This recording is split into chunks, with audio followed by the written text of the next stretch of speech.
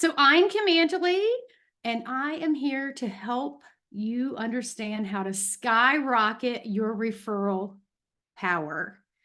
So all of us can agree that we live in a noisy, crowded world. We are living at a time where there are so many shiny objects around. It is very difficult to be memorable in this crazy world. So my goal today is to share with you some nuggets that will make your business unforgettable. So how many of you feel like this guy sometimes, right? We're running around, we have all these things to do, and we're chasing things. And how many of you are, you see a shiny object online and you're like, oh, click here, I'm gonna buy that. Oh, I'm gonna do that. How many of you have done a course online and never finished it? Oh, let me just raise both my hands, right? So let me just raise both my hands that I have done that in the past. So this is where people get so caught up in chasing leads. They're chasing leads and they're ignoring their current client base, right? There's this new latest and greatest thing. Do this funnel, put this together, you'll make $1 million. How many of you have ever heard that, right? You'll make $1 million. We've all heard those different strategies. Well, I want to share with you some things that will help you break away from this chasing leads. Chasing leads is not in your best interest. So how many of you know why customers leave? How many of you know that most customers leave because they think you don't care about them? This was a pretty interesting slide I discovered years ago, and it really isn't dissatisfaction or competitors. It's that they don't think you care about them, right? After the sale, where have you shown them that you care about them? Like, we're really good about getting the client to the closing table or to the sale. And then what do we do after we have them? Like, how are we building the relationship beyond the transaction to make sure that they know we care about them? Ongoing. And I'm going to go into some of that. Most of you know me on here, but I'm Kim Angeli.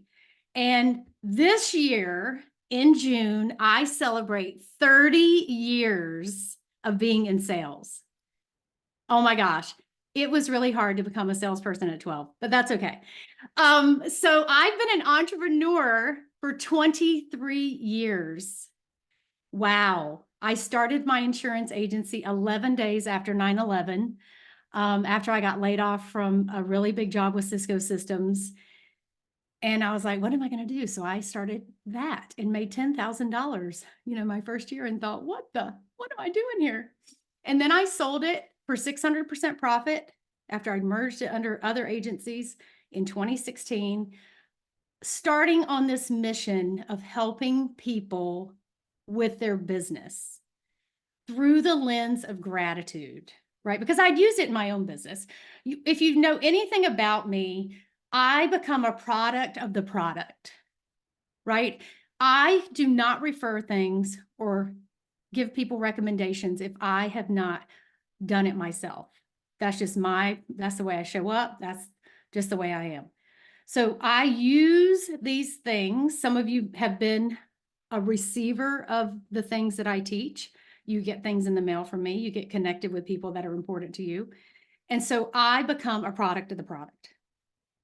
So what are we going to talk about today? We're going to talk about the big myth about leads. We're going to talk about the void of silence.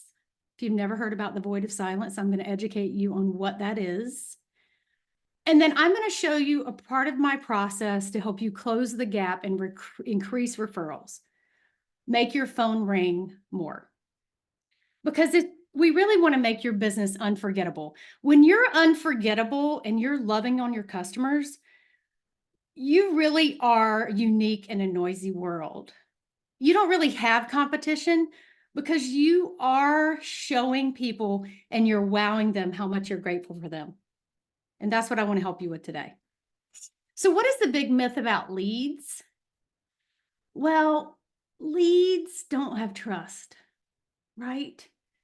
Leads are, I've, in my 30-year career, I've never paid for a lead. I can honestly stand here and say, I have never put one Benjamin Franklin towards a lead.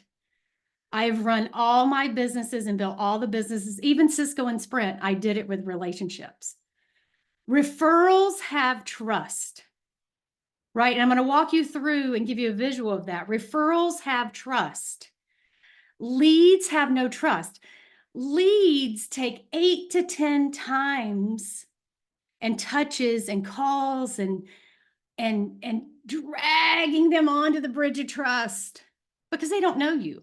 I've had people hear me on a podcast in this journey, and they reach out and they're like, "Oh, I heard you on a podcast." Well, they don't really know me. Let's just say that's a lead. They didn't hear about me from a friend or someone they just heard me on a podcast. That's probably one of the hardest sales of your life, is when someone doesn't know anyone that knows you, right? Because it's very transactional minded versus relational. And relationship builders, really, if you look at how they build their business, relationship builders, they get referrals, right? Because they're building trust. They're building trust along the whole process. And if you're in agreement, we live in a world of declining trust. We have fake book. We have, whatever it did yesterday went away, or I thought I'd been hacked. I mean, I was like, what's happening? Trust is our biggest hurdle. I don't care if you're selling this Yeti microphone right here. Trust is every business owner's biggest hurdle. And we have to help your prospect get across the bridge of trust. So how do we do that? Well, first of all, let's just talk about what is the difference between a lead that just comes out of nowhere and a true referral. Okay, a true referral is, let's take one of my biggest referral sources, and I talk about him all the time. I saw him last night at an event, is Barry Steiger. And the reason why I use Barry in this scenario is because Barry is one of my top relationships, and he is not a customer. And I teach this when I teach. Barry, for all intents and purposes, has never paid me or any company I've ever owned more than, I don't think he's ever paid me anything, honestly. He's never been a customer. He is, however, my biggest raving fan and connects me with people I'm seeking to be connected with, business owners who want to learn more of this gratitude action plan. So I have a referral from Barry this week, and I talk to the person tomorrow. Well, Barry has actually gotten the person I'm speaking to tomorrow on the bridge of trust, halfway. See, this little person, this amazing person, this little stick figure, is halfway across the bridge of trust. A lead isn't even on the bridge. The lead is over here on the land somewhere, like standing in line to get on the bridge. So Barry got that person halfway on the bridge of trust. So it's my job to have some questions with the person and get them across the bridge of trust. And if I'm the best fit for them tomorrow, because we'll have to come into agreement that there's a solution there I can provide. I have a lot of filter questions, and that we're going to come into agreement to work together. Because I posture myself, I work with people that go through the filters that I want to work with. I've always been that way. Even when I made $10,000 my first year in insurance, I postured myself, do I really want to work with this person? I was willing to eat peanut butter on a Saturday night to make sure we came into agreement. But it's my job to get the person over the bridge of trust. That's why we love referrals, because we're not dragging the lead onto the bridge of trust. It's just a harder sell. I mean, we can all come into agreement. We love referrals because then we also have a common denominator of someone. And relationships will revolutionize your retention and referrals, right? If someone thinks of you every time they see a word like insurance or restaurants or mortgages or whatever. And they've actually assimilated that thing with your name. Like when I did community association insurance, when people would see HOAs or whatever, they would text me. Now, when they see something about gratitude, they text me a picture of it. Like, oh, my gosh, I saw this grateful thing, right? So, but I built the relationship with these people so that I can retain their relationship and referrals. And you're not going to hear me talk about client lists. Now, in the process of working with a customer, I will ask them to pull data from their client list, but I'm always going to talk in the relationship language. And this is why I've worked with so many business owners, salespeople, individuals that we're going through their relationships.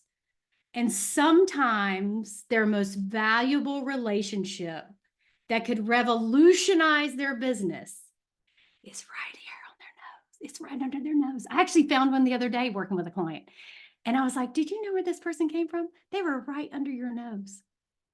And they didn't even know it because they're so busy chasing things, chasing leads, chasing networking events, not looking at where are they spending their time.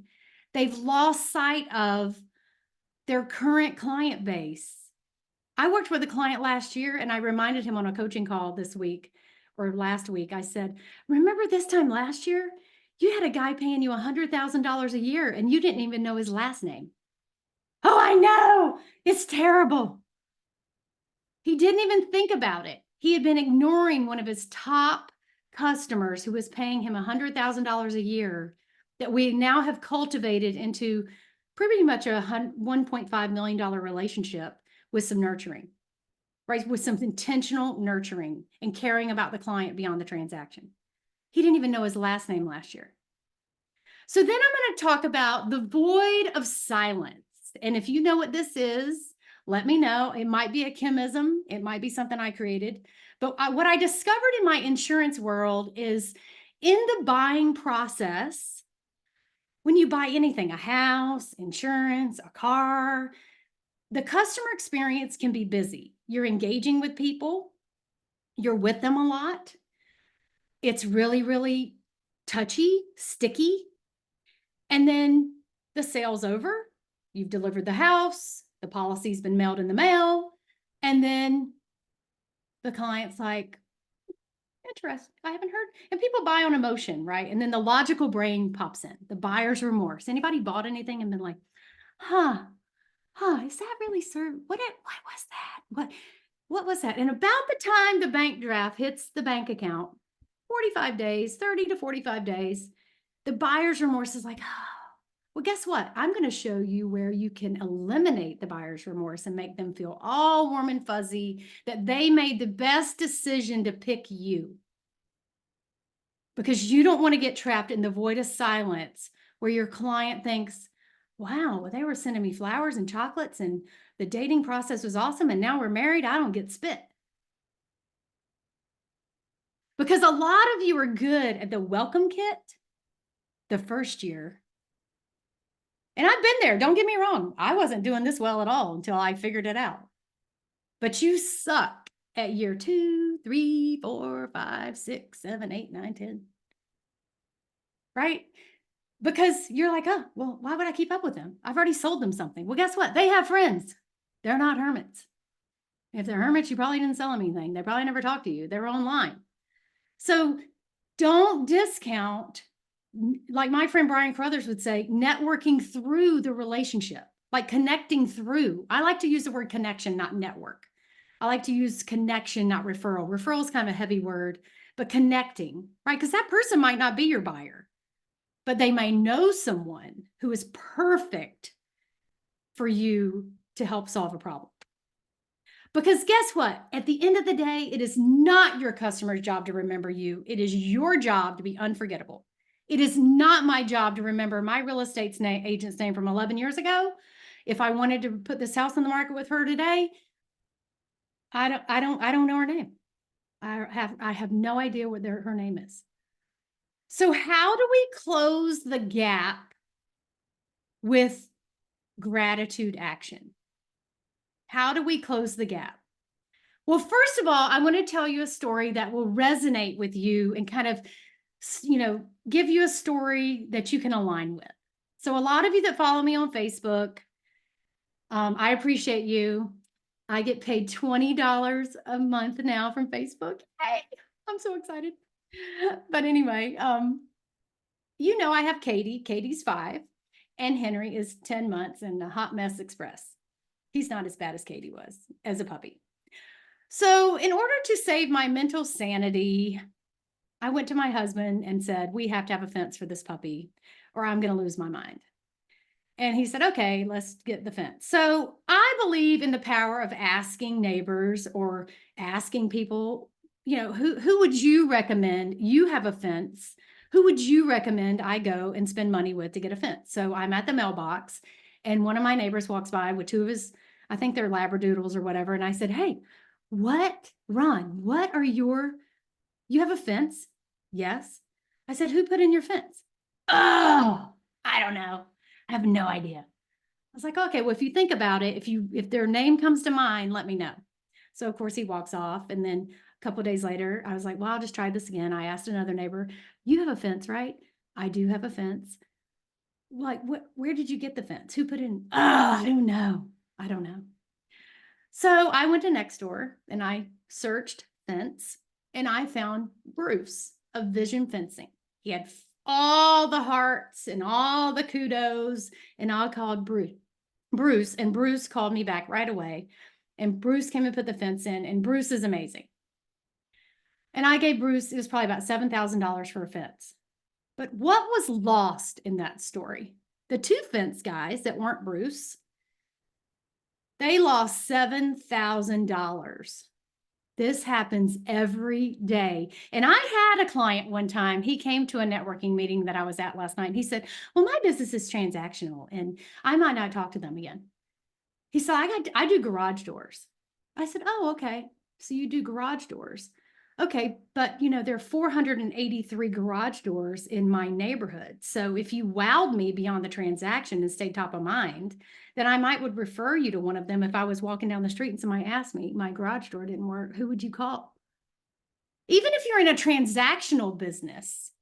Now, nonetheless, if you're in one, when I stand up and speak in front of crowds and I say, how many of you pay for insurance? And how many of you, some of you are getting 40% renewals right now. I just got one. How many of you have such a great relationship with your insurance agent who insures your home or car? You feel so seen, heard, and appreciated by your insurance agent. You wouldn't even consider moving or shopping that insurance when you got the renewal in the mail. How many of you in a room of 50, I've asked that, and I've had one person stand up and say, I have such a great relationship. I would really consider paying the 40% increase to keep that agent. That is very unique. So where in the process, outside of the process of doing the business, are you wowing the customer and showing them that you appreciate them consistently? That's the process. Because people can't refer, I don't know. And I have people I have paid, you have people you have paid for services in your house, and they were good. They did a good job.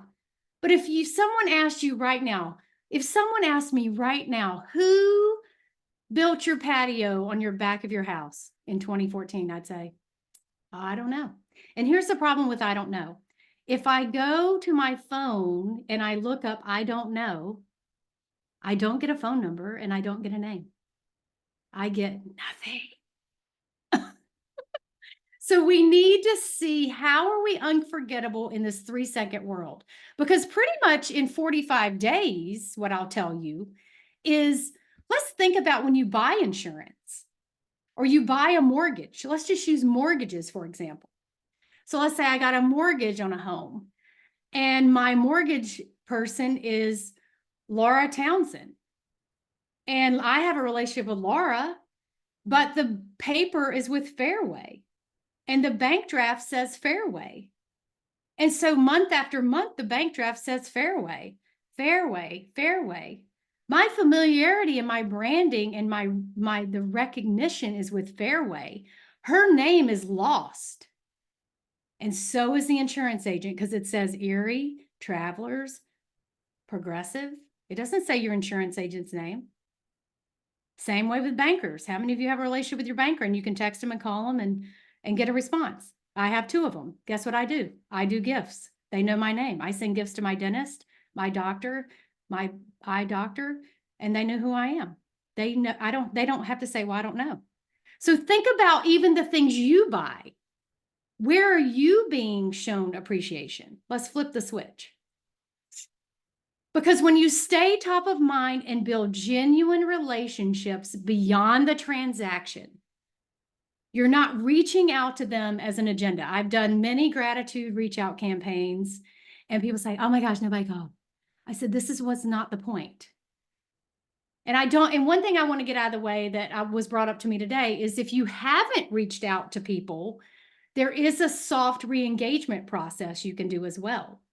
I won't get into that today, but don't think, oh my gosh, I can't do this. This is too much. This is overwhelming. I can never be a Kim Angeli. I'm not asking you to be, but I'm going to show you in my process. If you just do a couple of things, you're going to see the relationship needle move, repeat business and referrals will increase. So here's a short plan you could do if you've done nothing, or you could add it to your customer journey. You could do this right away when you bring on a customer.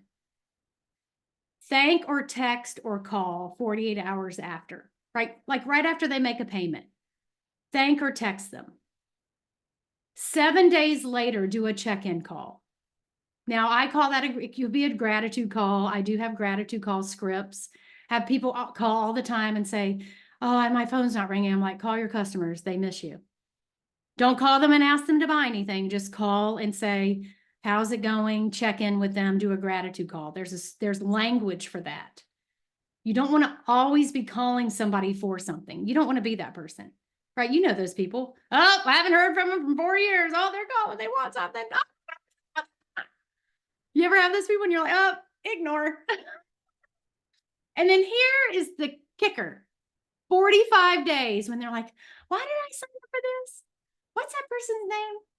What's that person's name we're paying? Send a thank you note in the mail. Solidify why they chose you.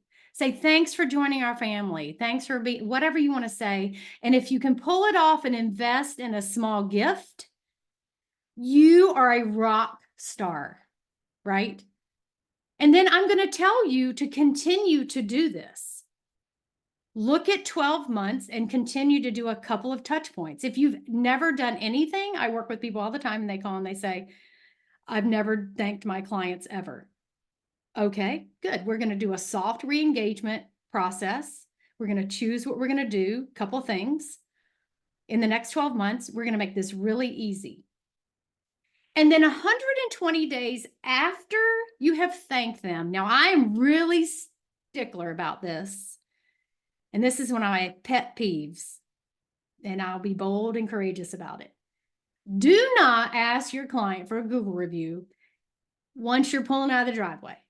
You do not have permission to ask your client for a Google review until you have thanked them.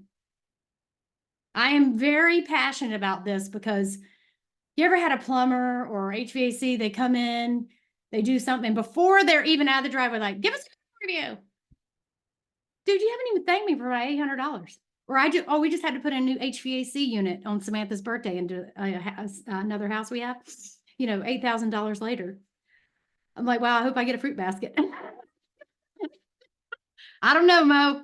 Maybe I'll send you this webinar. But so where are you? Think about the process. Think about the experience for your customer. How does that make them feel? So be thinking about how are you making your current customers feel? Are you chasing strangers and ignoring them? How are you making them feel seen, heard, and appreciated? So let's just recap. Step 1, we want to build trust. Leads have no trust. And if that works for someone, that's awesome. But guess what? You're never going to work with me and call me, and you're not going to invest in what I do, which is fine. There are 8 billion people in the world. Relationships will revolutionize your retention and referrals. And it's fun. I have clients saying now, this is fun. I have a client right now, he is slinging bundt cakes to people with his branding on it. If you didn't know, you can brand a bundt cake and you can buy a bundt cake and put your brand all over it and even the box and everything. He's like, I'm delivering cake and I got a $97,000 deal. You know, I'm trying to get him not to say bid and deal, but we're working on it. But he's like, we got a $97,000 low hanging fruit going and engaging with our current client base. People cannot refer, I don't know. It's your job to stay unforgettable and stop losing customers in the void of silence.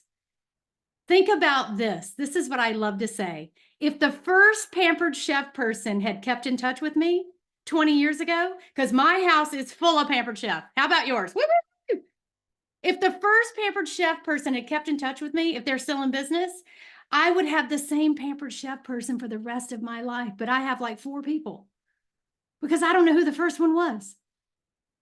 Right? So invest in keeping in touch with people because you're losing low-hanging fruit revenue, not keeping in touch, not being top of mind. They don't even know who to call. Oh my gosh, where did I get this spatula from? Oh, who sold me this car? What was their name? I don't know. What action are you going to take after the sale? And I believe in calls, I believe in emails, but there's nothing more powerful than in the mail. And I have 100% open rate on my mail, and I have 100% eating rate on my brownies. 100% of my brownies are eaten. And I will tell you something fun that I do. So I had an amazing girl that I met when I spoke at the Iowa Independent Agents Conference last year. Her name's Erin, and she did this incredible testimonial that Selah had needed for, this website we're birthing. And so I sent her a thank you box for doing it. She took time out of her life, and it had a 2-pack of brownies and a Starbucks card and a nice note to Erin. And I sent it to her because she did something really nice for me. It's part of my process. And as her husband is chewing on a brownie, he says, who sent you these? And she's like, oh, that girl Kim I met when she came and spoke about an attitude of gratitude, the independent agents insurance for Iowa. Oh, does she speak to other people? Like the Agricultural Commission? Does she speak to those people? Like my industry? She's like, I don't know, I could text her. So he's like eating a brownie, one of hers, she said. And she's asking him, who sent these to you? And so I'm on the radar to go speak in Iowa for agriculture. That's the power of thanking. I didn't have to do it. I wanted to do it. I didn't need to do it. I wanted to do it. It's part of how I want to show up and show people that they're amazing humans and I'm grateful for them. So if you want to grow your business with gratitude, reach out.